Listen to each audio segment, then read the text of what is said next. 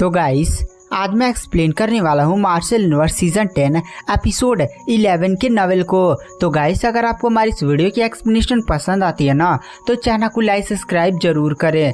Guys अगर आपने हमारे पिछले किसी भी एपिसोड को मिस कर दिया है, चाहे वो season 5, season 6, season 7, season 8 and season 9 and season 10 ही क्यों ना हो, तो एक बार चैनल के प्लेलिस्ट पर जाकर वहाँ पर चेकआउट जरूर करें। वहाँ पर गाइस आपको सारे एपिसोड्स के लिंक मिल जाएंगे। तो चलिए बिना किसी देरी के आते हैं कहानी की मेन स्टोरी लाइन पर। तो इस एपिसोड की स्टार्टिंग वहीं से होती है जहां से पिछला एपिसोड खत्म हुआ था। गाइस हमने पिछले एपिसोड में एक छोटी सी लड़की को दिखा था जिसका नाम था म्यू लिंगशान, जो हमारे लिंगडोंग की तरफ अट्रैक्ट हो गई थी।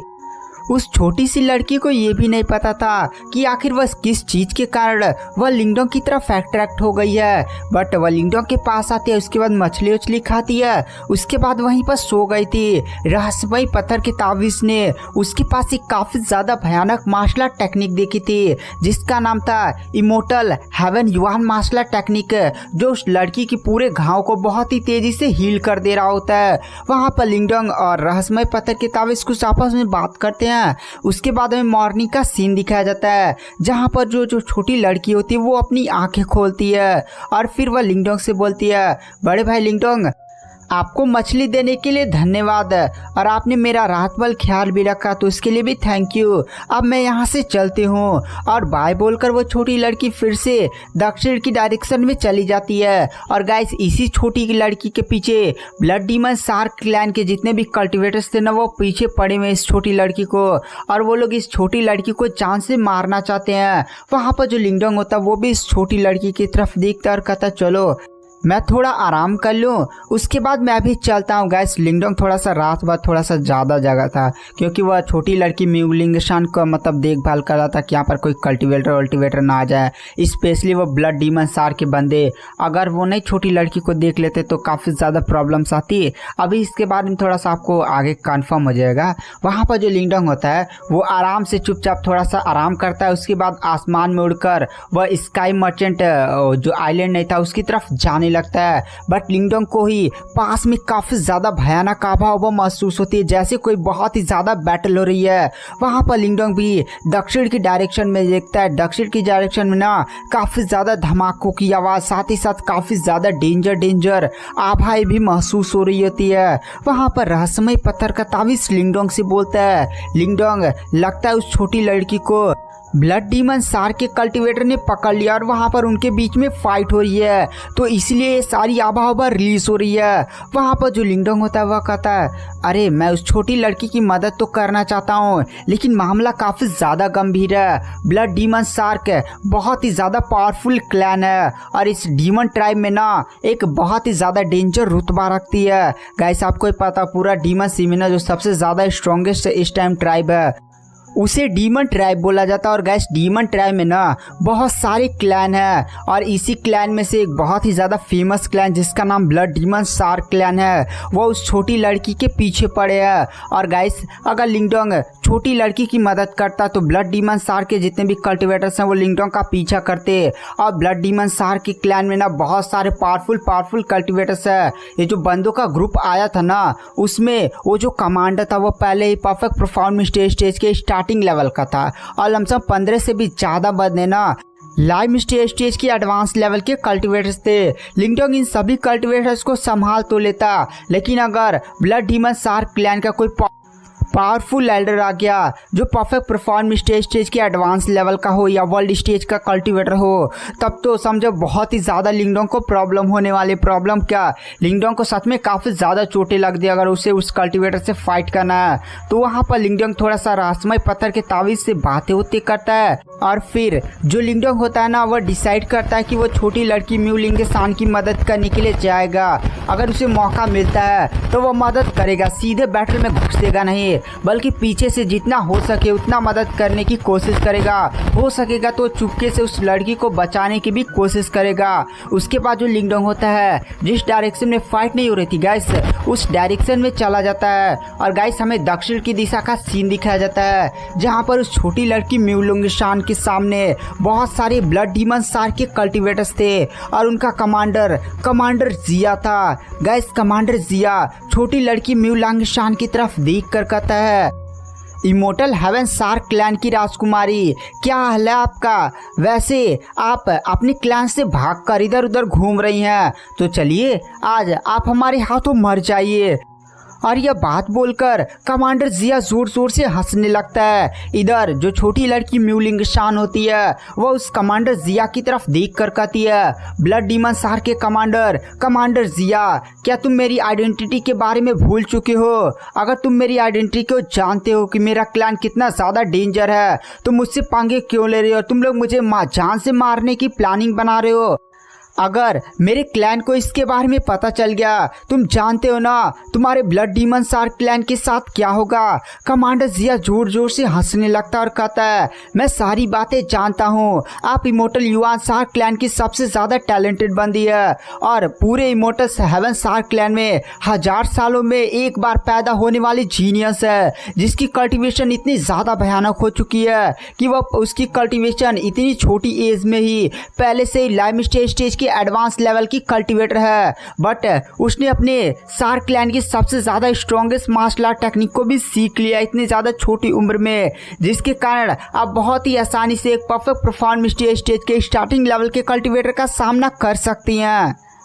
आपकी पावर मुझसे भी ज़्यादा हो सकती है, लेकिन हमारे ब्लड डीमन शार्क क्लैन की एल्डर ने आपके ऊपर एक सील लगा दिया, जिसके कारण आप अपनी पूरी पावर्स का यूज़ नहीं कर पाएंगी और हम आपको यहाँ पर बहुत ही आसानी से मार सकते हैं। यह बात बोलकर वहाँ पर जो कमांडर जिया होता है वो जोर जोर से हंसने लगता है। तो गाइस ये दोनों ट्राइब क्या हैं इसके बारे में थोड़ा सा आप कंफर्म कर देता हूँ। दरअसल मैंने कहा ना, पूरे समुद्र एरिया में सबसे ज़्यादा स्ट्रॉन्गेस्ट ट्राइब डीमन सी ट्राइब माना जाता है। डीमन सी ट्राइब में बहुत सारे क्लैन है, तो यहाँ पर ब्लड डीमन शार्क क्लैन एक डीमन सी ट्राइब का एक बहुत ही ज़्यादा फेमस क्लैन है। साथ ही साथ इमोर्टल हेवन शार्क क्लैन है जिसकी प्रिंसेस है यहाँ पर म्यू लांगशान, वो भी ना काफ़ी ज़्यादा फेमस है। और यहाँ पर मान लीजिए इमोर्टल युआन जो हेवन शार्क क्लैन है ना, वो काफ़ी ज़्यादा एक स्ट्रॉन्गेस्ट क्लैन भी है।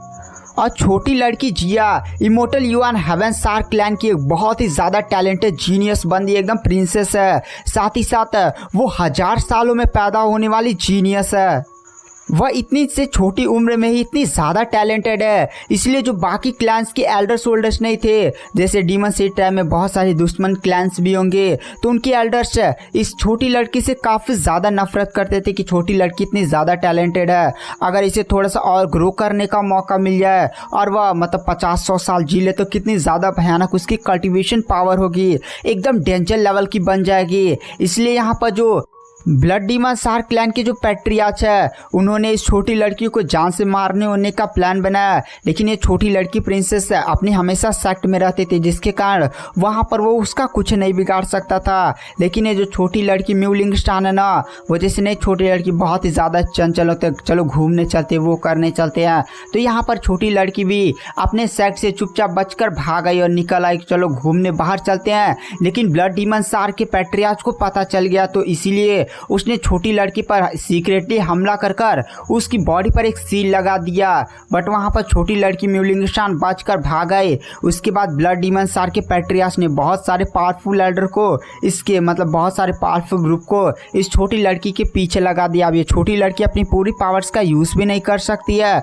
और गाइस अगर आप मार्शल यूनिवर्स के जल्द से जल्द सारे एपिसोड्स देखना चाहते हैं ना, तो चलिए बिना किसी देरी के आते हैं कहानी की मेन स्टोरी लाइन पर। तो गाइस आप सोच रहे होंगे कि ब्लड डीमन शार्क का पैट्रियार्च है वह आखिर इस छोटी लड़की म्यू लांगशान को मारने के लिए खुद बाहर क्यों नहीं आया? तो गाइस वो एक बहुत ही ज़्यादा पावरफुल रेपुटेटेड पैट्रियार्च है, अगर वह सेक्ट से बाहर किसी को मारने जाएगा तो नहीं हल्ला मच जाएगा। तो यहाँ पर इमोर्टल हेवन शार्क क्लैन के पैट्रियार्च एल्डर्स को भी पता चलेगा कि आखिर वो एल्डर क्यों बाहर गया है, खुद पैट्रियार्च बाहर गया, तो वो लोग भी अपने जासूस वसूस लगाएंगे। उसके बाद उन लोग को पता चल जाएगा ये तो हमारी प्रिंसेस को मारने के लिए गया, तो ये लोग तुरंत ब्लड डीमन शार्क क्लैन पर हमला कर देंगे, पैट्रियार्च की ऐसी वैसी हो जाएगा, बहुत ही ज़्यादा नरसंहार हो जाएगा। तो आप समझ चुके हैं कि आखिर ब्लड डीमन शार्क क्लैन के एल्डर्स ने ना इस छोटी लड़की म्यूलिंगस्टान के पीछे अपने पावरफुल कमांडर्स को क्यों लगाए हैं। यहाँ पर जो कमांडर जिया होता है गाइस, कमांडर जिया ना ब्लड डीमन शार्क क्लैन का एक बहुत ही ज़्यादा पावरफुल कमांडर है। कमांडर जिया छोटी लड़की म्यूलिंगस्टान की तरफ देख कर कहता है, म्यूलिंगस्टान आज तुम यहाँ से जिंदा बचकर वापस नहीं जाने वाली हो। वैसे मैं तुम्हें बता दूँ, हम तुम्हें मारकर यहीं दफना देंगे, साथ ही साथ तुम्हारा मरने की खबर ना बाहर किसी को पता भी नहीं चलेगी। देखो ये डीमन सी काफ़ी ज़्यादा बड़ा है, अगर हम तुम्हें यहाँ पर मार कर कहीं फेंक या दफना भी देते हैं तो इसकी खबर किसी को नहीं पता चलेगा। रीज़न यह है कि डीमन सी काफ़ी ज़्यादा डेंजर भी है। तुम अकेले ही बाहर निकली हो, अपने सेट में छुपा कर भागी हो, तो ऐसा हो सकता है कि बाहर तुम्हारे साथ कोई पावरफुल मतलब कोई दुर्घटना हो गई हो और तुम मर गई हो, किसी को पता भी नहीं चलेगा और हमारे ब्लड डीमन शार्क पर कोई भी एकदम मुसीबत भी नहीं आएगी। यह बात बोलते हुए कमांडर जिया जोर जोर से हंसने लगता है। कमांडर जिया अपने सभी गार्ड से बोलता है, मतलब 100 से भी लगभग सोल्जर्स को लेकर आया हुआ था। वह बोलता है, जाओ इस छोटी लड़की म्यूलिंगस्टान पर अटैक करो। वहाँ पर जितने भी मतलब सोल्जर्स होते हैं ना, वो सारे लोग अपनी बॉडी से अपनी आवा को रिलीज करते हैं। उन सभी सोल्जर्स में भी जो सबसे ज़्यादा लोएस्ट था वो भी लाइम स्टेज की स्टार्टिंग लेवल का कल्टिवेटर था। जो ग्रुप में सबसे ज़्यादा स्ट्रॉन्गेस्ट था वो लाइम स्टेज के एडवांस लेवल का कल्टिवेटर था। लमसम 20 बंदों का ग्रुप सीधे ही उस छोटी लड़की म्यूलिंगस्टान पर अटैक करता है। म्यूलिंगस्टान अपनी बॉडी से काफ़ी ज़्यादा भयानक आवा को रिलीज करती है और एक काफ़ी ज़्यादा भयानक अटैक करती है जिसका नाम होता है 1000 व्हील पाम। और जैसे वो इस अटैक को परफॉर्म करती है, काफ़ी ज़्यादा खतरनाक व्हील ऐसे निकल कर आते हैं, धाम से उन 20 कल्टिवेटर्स को उड़ाकर फेंक देती है और वो सारे कल्टिवेटर्स भी तुरंत जाकर जमीन पर गिरते हैं, मुंह से खून फेंक देते हैं। छोटी लड़की म्यूलिंगस्टान तुरंत बचकर एक डायरेक्शन में भागने लगती है। यह देखकर कमांडर जिया जोर जोर से हंसने लगता और कहता है, म्यूलिंगस्टान मैं भी देखता हूँ कि तुम मेरे चंगुल से कैसे बचकर भागती हो। सोल्जर्स जाओ उस छोटी लड़की म्यूलिंगस्टान को घेरो।